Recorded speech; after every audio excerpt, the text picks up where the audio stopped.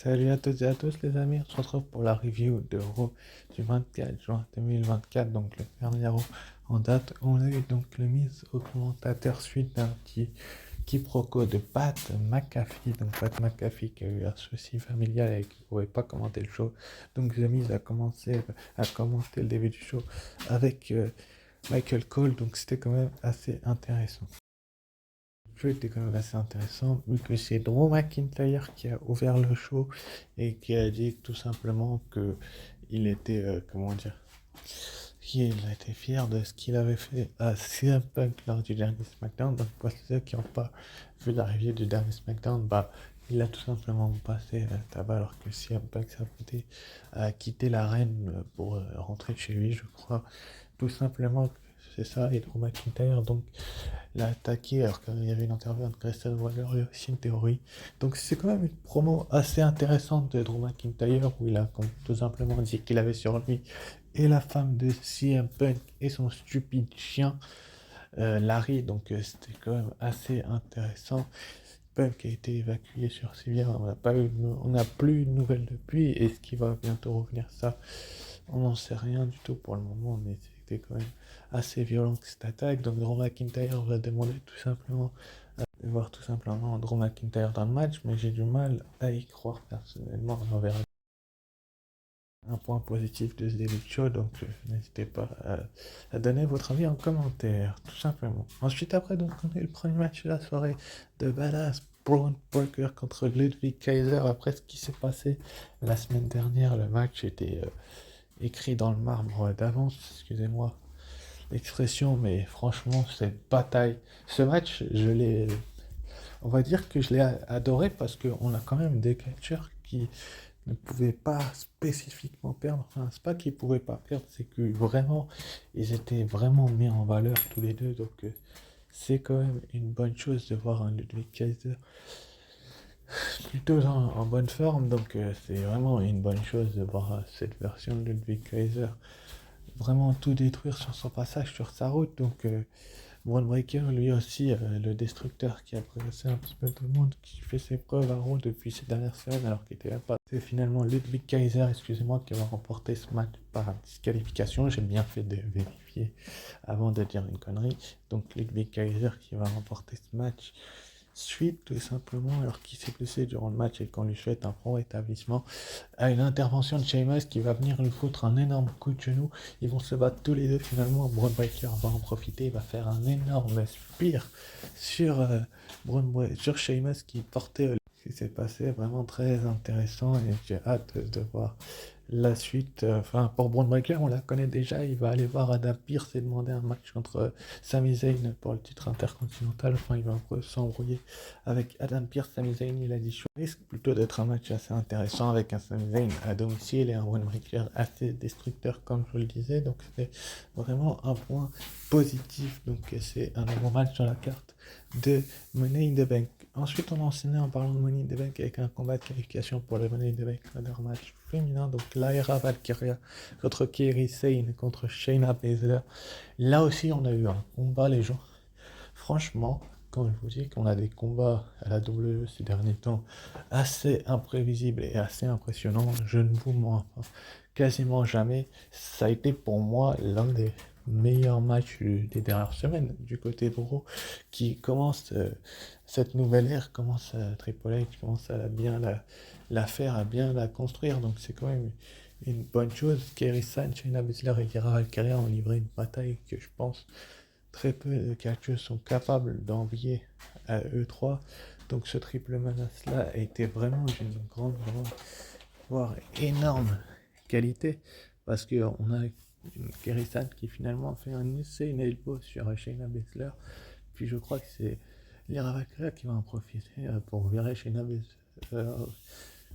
Baszler du ring, je crois. Elle va lui faire le Nightwing sur Kairi Sane finalement pour son finisher, tout simplement pour le compte de 3. Donc 1, 2 et 3. Et donc Lyra Valkyria rejoint Io Sky et Chelsea Green dans le Money in the Bank ladder match féminin. Franchement, si on me dit de choisir entre ces trois-là, j'ai du mal à m'y prendre. Ensuite, après, donc, on a une promo entre Zelina Vega et Liv Morgan. Donc, Liv Morgan qui est venue sur le ring, tout simplement un petit peu se vanter d'avoir fait perdre Zelina Vega la semaine dernière son combat de qualification pour le Money in the Bank Ladder Match féminin, pardon, j'allais dire masculin.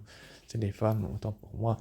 Zelina Vega va demander à Dominique Mysterio de la rejoindre, oui c'est ça, sur le ring. C'est Zelina Vega qui va se pointer et qui va dire à Liv Morgan tout simplement que elle met pas assez le titre en avant. C'est vrai que c'est réel, je vous en ai parlé dans mes dernières vidéos ces dernières semaines, ces derniers mois. Je trouve que Liv Morgan, depuis qu'elle est championne, elle met pas assez le titre en valeur. Elles vont se lancer quelques pics tous les deux. D'ailleurs, Liv Morgan est un petit peu plus grande que Zelina Vega, comme vous pouvez le constater sur cette image, à moins que ce soit les talons qui me donnent cette impression-là, mais j'ai l'impression que Liv Morgan est plus grande que Zelina Vega, même sans les talons. Je crois qu'elles sont toutes les deux en talons. Elles vont se chercher un petit peu des noises et s'envoyer des pics finalement. Après, quelques joutes verbales que j'ai beaucoup apprécié et que j'ai trouvé un point positif de ce show, bah c'est Dominique Mysterio qui va se pointer, il va un petit peu semer la zizanie. Finalement, Liv Morgan et Zelina Vega vont en venir aux mains. Liv Morgan va commencer à mettre des droites sur Zelina Vega, donc Zelina Vega va se retrouver un petit peu en grande difficulté. Je trouve ça bien parce que c'est qui fait les bonnes choses. Rey Mysterio va arriver, repousser Liv Morgan de Zelina Vega. Mais monsieur Rey Mysterio, il y a ton fils, tu devrais faire attention à ce que tu fais. Enfin, c'est mon avis personnel, hein. Il n'aurait pas dû se mêler de cette histoire-là et régler les deux jeunes femmes, régler ça entre elles. Donc c'était quand même assez intéressant. D'ailleurs, ça va mal finir pour Rey Mysterio qui va se faire pousser par Dominique Mysterio. Donc c'est ce que je vous disais, c'est que Rey Mysterio n'aurait jamais dû s'en mêler de cette histoire-là parce que ça ne le regarde pas spécialement, mais c'est quand même un point positif que cette rivalité-là, et j'aurais bien un match mixte au SummerSlam si Rhea Ripley n'est pas assez remise. D'ailleurs, on voit Liv Morgan qui mime Rey Mysterio qui est en train de pleurer, donc c'était quand même assez intéressant. Enfin, bref. Ensuite, après, on a eu le combat de qualification pour le Money in the Bank Ladder Match masculin, donc Braun Strowman contre Chad Gable contre Bronson Reed. Franchement, là aussi, on a eu vraiment un très bon show. J'ai beaucoup aimé ce match-là. C'est comme les deux trucs de femmes qu'il y a eu juste avant. Donc le segment de Morgan et de Zelina Vega et puis les combats de qualification féminin. Là, ce match, il a été vraiment d'une grande qualité. On a vu un Braun Strowman se faire un petit peu mettre en difficulté. Enfin, il a eu le dessus la majeure partie du match, Braun Strowman. Et ça, on peut pas lui envier. Donc c'est quand même une bonne chose de voir un Braun Strowman vraiment mis en valeur et qui domine ces dernières semaines ses adversaires. D'ailleurs, au dernier round, il avait battu Chad Gable, si je ne me trompe pas, si je ne m'abuse, donc c'était quand même assez intéressant. Il était sur une bonne dynamique. Bronson Reed également, on l'avait plus revu depuis un paquet de temps, et là, finalement, Chad Gable, qui était lui diminué avec un pansement sur le front suite à l'attaque des Wyatt Six, c'est lui qui va se remporter ce match avec un Phoenix Splash et se qualifier pour le Money in the Bank Ladder Match masculin. Il rejoint Carmelo Hayes, Jey Uso et Andrade. Franchement, ce match, il a de l'allure. Donc finalement, Nikki Cross va arriver. Je trouve que c'est assez répétitif par rapport à la semaine dernière, que cette arrivée de Nikki Cross qui arrive derrière Chad Gable, finalement, elle va poser une cassette sur la table des commentateurs de Michael Cole. C'était tout simplement une vidéo de Bo Dallas et Oncle Audi, donc Oncle qui a s'adressé à Bo Dallas. C'était quand même assez intéressant de voir ça, mais je trouve que la Wyatt Six c'est un peu trop répétitif et j'espère que la semaine prochaine pour le premier Raw du mois de juillet, donc du 1er juillet, ça s'améliorera. D'ailleurs, Michael Cole qui nous montre la cassette, d'ailleurs, on va s'apercevoir durant le show que c'est un petit peu Bo Dallas. On lui demande ce que ça lui fait de faire perdre son frère. Franchement, je trouve ça un peu bête. Franchement, qu'on demande ça à Bo Dallas, les gens savent très bien ce que ça fait. Mais en tout cas, c'est un point positif et donc, enfin, un positif neutre et j'ai hâte de. Ensuite, après, donc, on a eu les championnes par équipe Alba Fire et Ayla Dawn contre Katana Chance et Kaden Carter, on a eu un combat là, je vais pas vous mentir les amis, qui est ni quoi que ce soit, ni rien vous dire, qui était d'une qualité, j'ai vraiment adoré ce combat. Sans vous mentir, je pense que ça a été pour moi, Alba Fire et Gladon, pour moi, sont deux des meilleures championnes par équipe de ces derniers mois. Enfin, elles ont gagné les titres en Écosse et franchement, ce début de règne, je l'apprécie. Je trouve que mettre les titres plutôt prestigieux, même si Thierry et Cabelair avaient repris le flambeau et l'avaient un petit peu fait, là, on voit que les deux Écossaises sont vraiment mis en valeur très très fortement et je trouve ça plutôt que c'est une bonne chose. Donc, c'est finalement elles d'ailleurs, les championnes par équipe Alba Fire et Gladon qui vont remporter ce match face à Katana Jones et Kaden Carter avec leur finisher.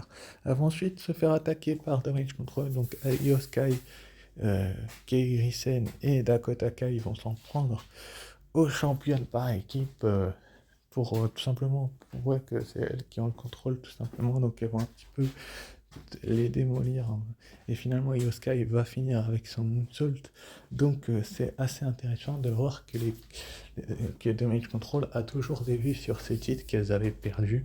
Mais bon, est-ce que c'est une bonne chose de faire ça? Je ne sais pas du tout si c'est une très bonne idée, mais on va bien voir ce qui se passera par la suite. Là aussi, c'est un point neutre parce que j'attends vraiment de voir la suite et de voir ce qui va se dérouler tout simplement. Ensuite, après, donc, on a une promo de senior World Heavyweight Champion Damien Priest qui s'est adressé tout simplement à son nouveau challenger numéro 1, Seth freaking Rollins. Seth freaking Rollins qui expliquait en interview qu'il est revenu au bon moment parce que Damien Priest n'avait pas de challenger numéro 1 pour son titre de champion du monde. Donc, il a choisi le bon moment pour revenir. Je trouve que c'est une très bonne explication. Donc là, ils vont avoir une promo tous les deux qui est assez intéressant. Ou tout simplement Damien Priest va Seth Rollins va dire que si Damien Priest gagne, il n'aura plus de match de championnat du monde tant que Damien Priest sera champion. Si Rollins gagne, par contre, Damien Priest devra quitter le Judgment Day. Damien Priest va accepter cette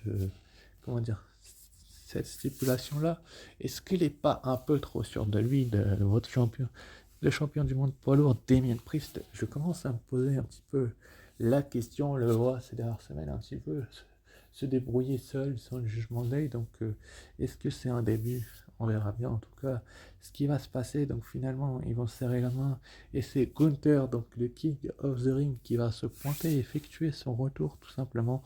Et il va dire: j'en ai rien à faire que ce soit toi, Seth Rollins, ou toi, Damien Priest, le champion du monde, parce que à SummerSlam, je récupère le titre. Franchement, j'ai beaucoup aimé cette promo de Gunther qui met en garde les deux protagonistes de ce match de Money in the Bank. Donc, on va bien voir ce qui va se passer, mais c'est vraiment, vraiment un point positif que je trouve la WWE a fait de bonne qualité. Enfin, bref. Ensuite, après, donc, on a eu un petit peu la pause pipi du show, parce que pour moi, Kofi Kingston contre Karrion Kross, c'était pas du tout le match de l'année, et pour moi, il a rien à faire dans un Raw. Enfin, c'est pas qu'il a rien à faire dans un Raw, c'est que pour moi, cette rivalité dure depuis trop longtemps. C'est forcément un point que je vais mettre entre neutre et négatif, mais un peu plus neutre, parce que quand même, c'est pour Xavier Woods et son avenir qui font ça, mais je trouve que c'est un peu n'importe quoi de répéter les matchs avec Kofi Kingston et Karrion Kross, ou Xavier Woods et Karrion Kross. Et je trouve ça beaucoup, beaucoup trop répétitif, et la WWE le fait trop souvent. Et quand c'est répétitif, bah, ça devient lassant. La WWE devrait faire attention à ce qu'elle fait. Et donc, pour moi, bah, ce match-là, il avait pas grand-chose à faire dans le show, quoi. Quoique Kofi Kingston s'est bien débrouillé, Karrion Kross également. Mais pour moi, le résultat était trop prévisible, en fait. C'est-à-dire qu'on savait très bien que Xavier Woods allait se faire attaquer par les EOP et que Karrion Kross allait remporter ce match. Donc, peut-être que la WWE devrait faire attention à ce qu'elle fait. Donc, c'est un point entre neutre et négatif. Et enfin, donc, dans le main event, donc, on a eu Awesome Truth, donc R-Truth qui a négocié Liv Morgan, qui défendait leur titre par équipe contre le Judgment Day, donc Finn Balor et JD McDonagh, les deux Irlandais. Et franchement, là, j'ai été agréablement surpris par ce main event qui, pour moi, était le match qu'il fallait absolument regarder parce que pour moi, bah, Miz et R-Truth, c'était trop des champions. Comment dire? Je trouve que R-Truth faisait trop n'importe quoi et que la WWE devait faire très attention à ça. Le Miz était aux commentaires durant le début du show. Il n'était pas forcément au courant de ce qu'Arthros faisait. Il a appelé Lee Morgan Carmella, enfin Arthros, et son gimmick de clown, ça commence à devenir du grand, n'importe quoi. Donc, sans vous mentir, les amis, je vais vous dire quand même que j'ai été agréablement surpris par le match finalement. Donc, c'est votre, notre ami Liv Morgan qui va distraire Arthros. Ça va permettre à Finn Balor de faire le jet de dropkick et enchaîner avec le coup de grâce pour la victoire sur R-Truth. Donc le Judgment Day, ils sont à nouveau champions. Personnellement, que c'est pas vraiment une bonne nouvelle et qu'ils devraient faire très attention à ce qu'il fait Triple H, mais quand même une nouvelle ère avec des nouveaux champions par équipe, ça peut être intéressant. Liv Morgan qui va célébrer avec Finn Balor et JD McDonagh, hâte de voir le retour de Rhea Ripley, ça peut être Rhea Ripley, Dominique. Et de la note du show, je vais mettre un bon 15 sur 20 parce que j'ai bien aimé, à part Kofi Kingston et Karrion Kross. Donc, annoncé pour la semaine prochaine, dernier combat de qualification pour Money in the Bank, là, dans match Sheamus, Drew McIntyre, Ilya Dragunov, qui récupérera le dernier spot. Faudra être là pour le savoir, donc c'est vraiment une bonne chose. Liv Morgan contre Zelina Vega pour le Women's War, j'en ai un peu rien à faire parce que c'est mes deux femmes, donc je serai heureux quoi qu'il arrive et j'ai plusieurs scénarios. En bref, je vais vous donner mes scénarios. Donc Rhea Ripley qui revient, écoute le titre à Liv Morgan, le jugement des Weird Host qui fait perdre Liv Morgan, Zelina Vega, et Dominique Mysterio qui aide Liv Morgan à gagner, fort probable, donc n'hésitez pas à me donner vos scénarios en commentaire. Et enfin, Money in the Bank ladder match masculin, féminin qualification, Zoe Stark contre Dakota Kai contre Ivy Nile, qui sera la dernière femme à se qualifier. On verra bien ce que vous en pensez. Et donc on aura également Rey Mysterio, membre de la LWE, contre Dirty Dominic Mysterio, son fils. Une revanche de WrestleMania, ça va être vraiment intéressant ce match. C'est un match digne de pay-per-view. Parlant de pay-per-view annoncé, match à 6 pour Money in the Bank, Randy Orton, Kevin Owens et Cody Rhodes contre la Bloodline. Donc il faudra être présent pour les pronostics pour savoir ce que j'en pense. Annoncé combat de qualification pour Money in the Bank masculin cette semaine à SmackDown. Donc Logan Paul contre LA Knight contre Santos Escobar qui récupérera la dernière place de SmackDown dans le Money in the Bank. On verra bien. Également Naomi contre Blair Davenport contre Indy Hartwell pour le Money in the Bank ladder match féminin qui va rejoindre les déjà qualifiés, donc Chelsea Green, Lyra Valkyria et Io Sky. Et enfin Candice LeRae contre Jade Cargill contre Tiffany Stratton qui va se qualifier pour ce Money in the Bank ladder match féminin également de ces trois jeunes femmes. Et enfin le Bloodline Acknowledgement Ceremony qui va donc adouber Jacob Fatou. Donc n'hésitez pas à liker et partager si c'est pas déjà fait. Sur ce, je vous dis ciao, bye bye et à très vite pour une nouvelle vidéo. Et ciao, bye.